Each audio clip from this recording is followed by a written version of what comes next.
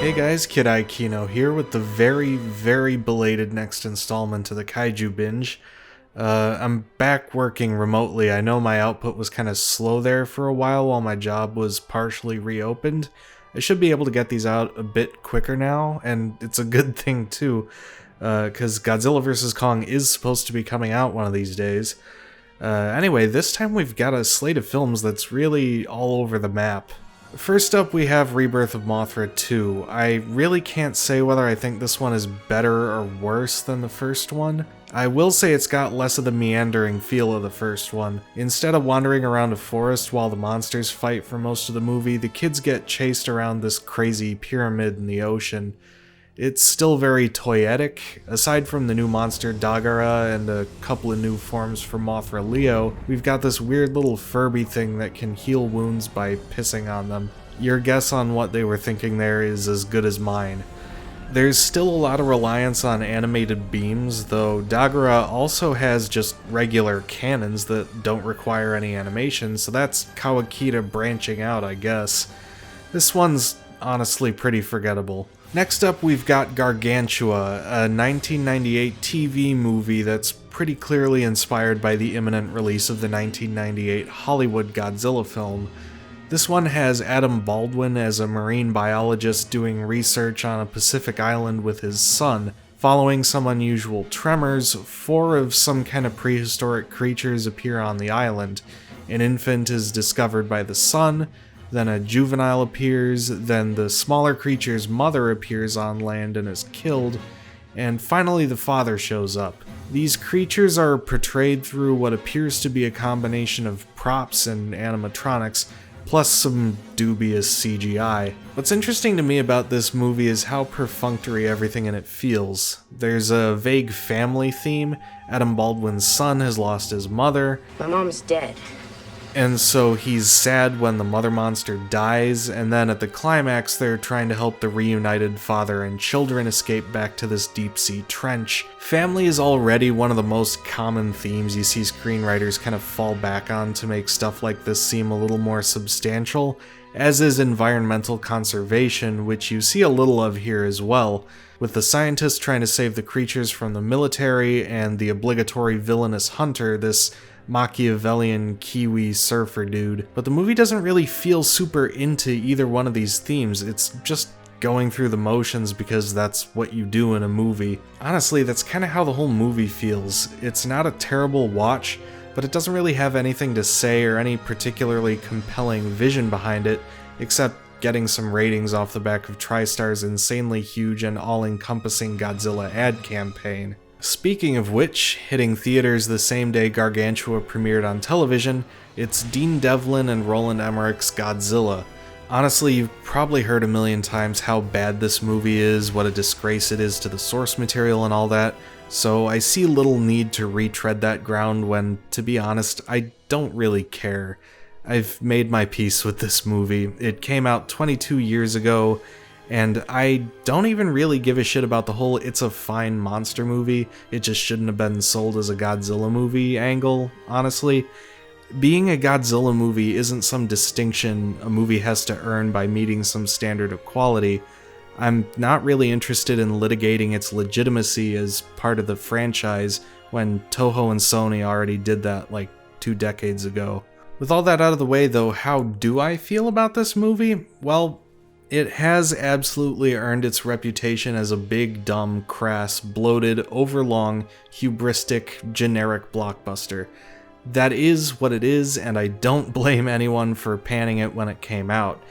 That said, it's been a long time, and nowadays big, dumb, crass, bloated, overlong, hubristic, generic blockbusters suck in different ways. They get on a slightly different nerve than this movie did back in the day. This Godzilla is distant enough now that in hindsight it's much more obviously of its time, and a lot of its many foibles now seem quaint and kind of endearing. I mean, look, it's got half the voice cast of The Simpsons in it. What the hell's up with that? It's got a soundtrack full of alternative rock tracks that are barely in the film, with the big single being an inexplicable pairing of Led Zeppelin guitarist Jimmy Page with then up-and-coming rapper Puff Daddy, backed by a huge fucking orchestra. That's hilarious. And then there's the kind of uncomplicated joy this film takes in the spectacle of mass urban destruction, and how it offers a playful, buffoonish portrayal of the US military without so much as a second thought. It really could only have been made in those last few years before 9/11, with the Cold War over, Cold War II not yet started, and the US still living high on the hog off the spoils of empire, without being embroiled in a costly forever war. You can call it dated, I call it a time capsule, honestly. We still have massive movie tie-in ad campaigns, but they really don't make them like they used to. The sheer excess of this film's promotional campaign almost elevates it to a kind of camp art in itself. Almost. And then there are the things about it that are just genuinely good. Are there a lot of those? No, but they are there. The score by David Arnold is incredibly solid. It's obvious they're going for Jurassic Park vibes at times, but Arnold's work is good enough that it holds up as more than just imitation John Williams. While shoving responsibility for creating Godzilla onto France was kind of a chicken shit move, we got Jean Reno and his squad of French secret agents, which is kind of a wacky element, but is still genuinely really entertaining. In fact, while none of the character stuff in this movie is all that deep, every single character in this movie has a defined personality. Sometimes not much more than bits, like Italian or loud and Italian, but everyone has at least some kind of quirk that makes them slightly more than just their function in the story. It doesn't make the characters good exactly, but it does make a difference. It makes them memorable. I mean, shit, I could tell you more about O'Neill from this movie as a person than I could about O'Shea Jackson Jr.'s character in last year's King of the Monsters. But anyway, yeah, at the end of the day, this movie is basically everything you've probably heard it is, but it's been long enough and I've seen it enough times that I can enjoy it quite a bit for what it is. I'll grant that it loses a lot of momentum with the false third act in Madison Square Garden with the baby Godzillas, but at this point, I know what I'm getting into with this movie. It's been over 20 years. Honestly, even if this movie really ever was damaging Godzilla's reputation the way we all thought it was, it's not now. You don't have to like it, but we don't have to be mad about it anymore. And honestly, I have a lot of fun with it. And next up, we've got Rebirth of Mothra 3.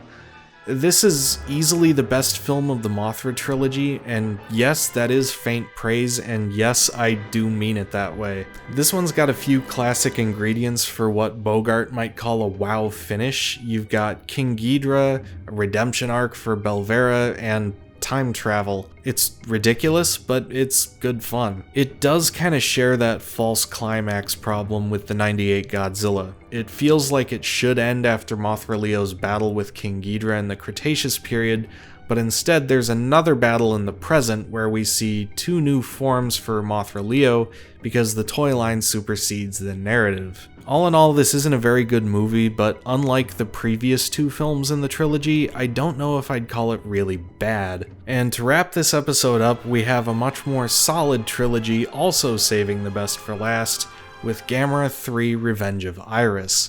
I realized while rewatching that I wasn't sure how long it had been since I'd last watched this one straight through. I watched this and Rebirth of Mothra 3 back to back in one night, and I was tired and distracted through Mothra 3, but Gamera 3 had my full attention the whole time. I'd really forgotten just how good it was. You can look at it from any angle, watch it from the most detached film nerd perspective, or just from a simple let's watch some monsters beat the hell out of each other mindset. Any way you look at it, it excels. Writing? You've got a strong ensemble cast of new and returning characters, with a story focused on revenge and forgiveness, as well as expansions on existing themes and last installment lore retcons that actually work. Cinematography, design, effects. This movie looks incredible, with Shinji Higuchi knocking it out of the park again with the effects. Some of the CGI shows its age a bit, but far less than the previous films, and we see it used to achieve a sense of scale and certain types of motion that just wouldn't have otherwise been possible, and there's a generally inventive approach to the composition and movement in many of the effects shots. Composite shots of human characters and monsters in kaiju films are often a little bit clunky, but this film just considers how it would move the camera if it was all happening at full size on a set, and then it just does it. The miniatures are excellent too. Kyoto Station looks truly enormous, and they do clever stuff like simulating rain with sand. Music? Ko Otani's on top of his game here, and just the sheer joy of the monster action, practically unmatched. On the off chance you haven't seen this film yet, I won't spoil how Gamera gets out of this particular jam right here, but just go and watch this movie. Watch the first two first, but by all means go and watch this movie. You owe it to yourself. It's an absolute gem, one of the highlights of the entire kaiju genre. Just go. And that's all we've got for this episode. Next time we'll see another 98 Godzilla cash-in attempt with the very loose Yongari remake Reptilian, plus Toho rushing a revival of the Godzilla series after the 98 film's sequels were cancelled. Until then, thank you so much for watching, and thanks to my patrons, especially Exploder Button, John Paneer, and Ryan Clark. If you want to support this channel and some cool film preservation stuff I'm working on, and see some exclusive videos, you can become a patron at the link down in the description, and I'll see you next time.